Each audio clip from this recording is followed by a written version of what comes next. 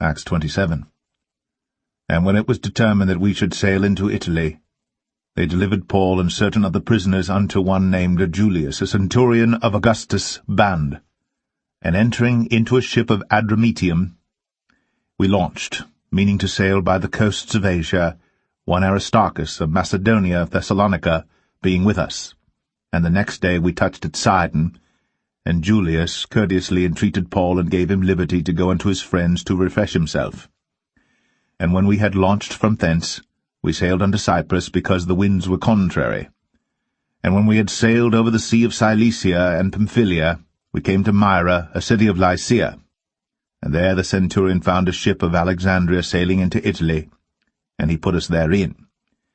And when we had sailed slowly many days, and scarce were come over against Cnidus, the wind not suffering us, we sailed unto Crete, over against Salmone, and hardly passing it came unto a place which is called the Fair Havens, nigh whereunto was the city of Lasea.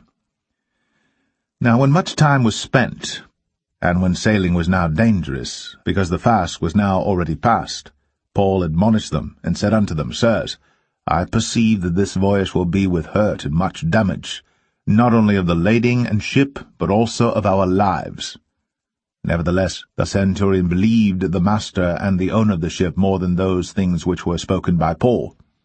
And because the haven was not commodious to winter in, the more part advised to depart thence also, if by any means they might attain to Phoenice, and there to winter, which is an haven of Crete, and lieth toward the southwest and northwest.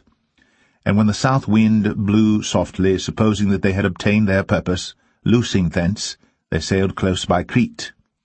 But not long after, there arose against it a tempestuous wind called Euroclydon, and when the ship was caught, and could not bear up into the wind, we let her drive. And running under a certain island which is called Clauda, we had much work to come by the boat, which when they had taken up, they used helps, undergirding the ship, and fearing lest they should fall into the quicksands, strake sail, and so were driven. And we, being exceedingly tossed with the tempest, the next day they lightened the ship. And the third day we cast out with our own hands the tackling of the ship. And when neither sun nor stars in many days appeared, and no small tempest lay on us, all hope that we should be saved was then taken away. But after long abstinence, Paul stood forth in the midst of them and said, Sirs, ye should have hearkened unto me, and not have loosed from Crete, and to have gained this harm and loss. And now I exhort you to be of good cheer, for there shall be no loss of any man's life among you, but of the ship. For there stood by me this night the angel of God, whose I am and whom I serve, saying, Fear not, Paul. Thou must be brought before Caesar, and lo, God hath given thee all them that sail with thee. Wherefore, sirs, be of good cheer, for I believe God that it shall be even as it was told me. Howbeit, we must be cast upon a certain island.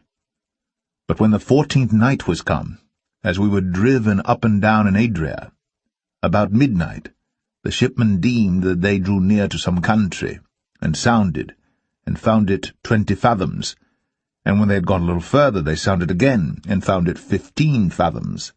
Then, fearing lest we should have fallen upon rocks, they cast 4 anchors out of the stern, and wished for the day. And as the shipmen were about to flee out of the ship, when they had let down the boat into the sea, under colour as though they would have cast anchors out of the foreship, Paul said to the centurion and to the soldiers, Except these abide in the ship, ye cannot be saved. Then the soldiers cut off the ropes of the boat, and let her fall off. And while the day was coming on, Paul besought them all to take meat, saying, This day is the 14th day that ye have tarried, and continued fasting, having taken nothing. Wherefore I pray you to take some meat, for this is for your health, for there shall not an hair fall from the head of any of you. And when he had thus spoken, he took bread, and gave thanks to God in presence of them all. And when he had broken it, he began to eat. Then were they all of good cheer, and they also took some meat. And we were in all in the ship 260 souls. And when they had eaten enough, they lightened the ship, and cast out the wheat into the sea. And when it was day, They knew not the land, but they discovered a certain creek with a shore, into the which they were minded, if it were possible, to thrust in the ship. And when they had taken up the anchors, they committed themselves unto the sea, and loosed the rudder bands, and hoisted up the mainsail to the wind, and made toward shore. And falling into a place where two seas met, they ran the ship aground, and the forepart stuck fast, and remained unmovable, but the hinder part was broken with the violence of the waves. And the soldiers' counsel was to kill the prisoners, lest any of them should swim out and escape. But the centurion, willing to save Paul, kept them from their purpose, and commanded that they which could swim should cast themselves first into the sea and get to land, and the rest, some on boards, and some on broken pieces of the ship. And so it came to pass that they escaped all safe to land.